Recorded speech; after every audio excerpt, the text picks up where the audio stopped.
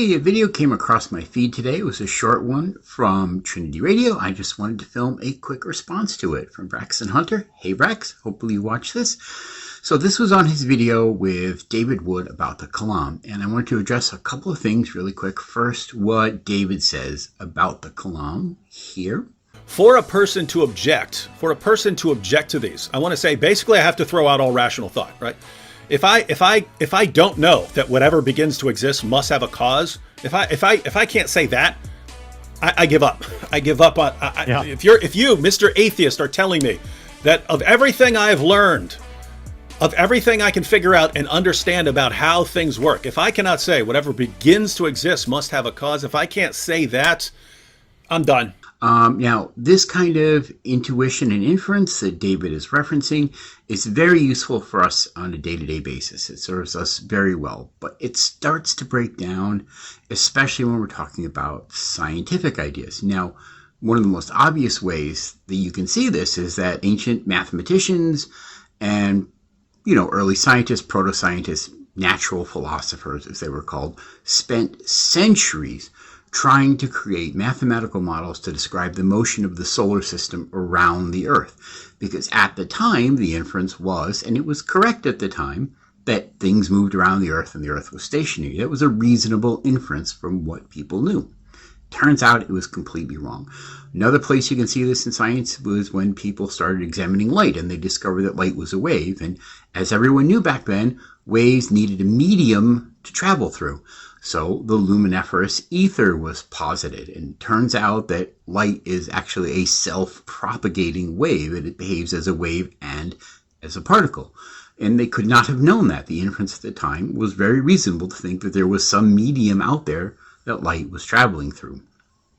This is why the double slit experiment was such a what the fuck moment for physicists, because it takes a big old dump on inference and induction. So yes, for day-to-day objects, for day-to-day things in our lives, inference is perfectly fine. But when we're talking about like cosmogony, universal origins, then it doesn't necessarily apply. Inference probably is not a good tool there. Now, the other thing I wanted to address, Braxton, was what you had to say here.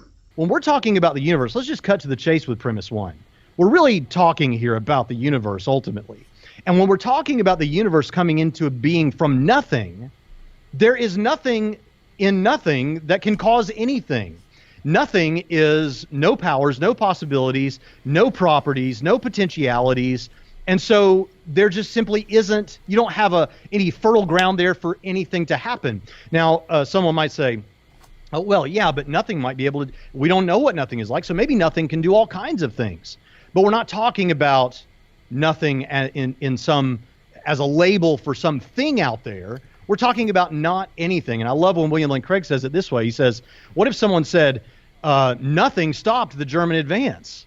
You say, oh, thank goodness the nothing was there to stop the German advance. Mm-hmm. No, come on, man. When I say nothing, I mean not anything. So the reason that we hold this premise to be true is that when we're talking about the coming into being or the happening or the beginning to exist of something, yeah, everything in our experience is that way. And the universe has to be that way too, because nothing is not anything. And there are no powers, potentialities, possibilities, nothing to cause anything.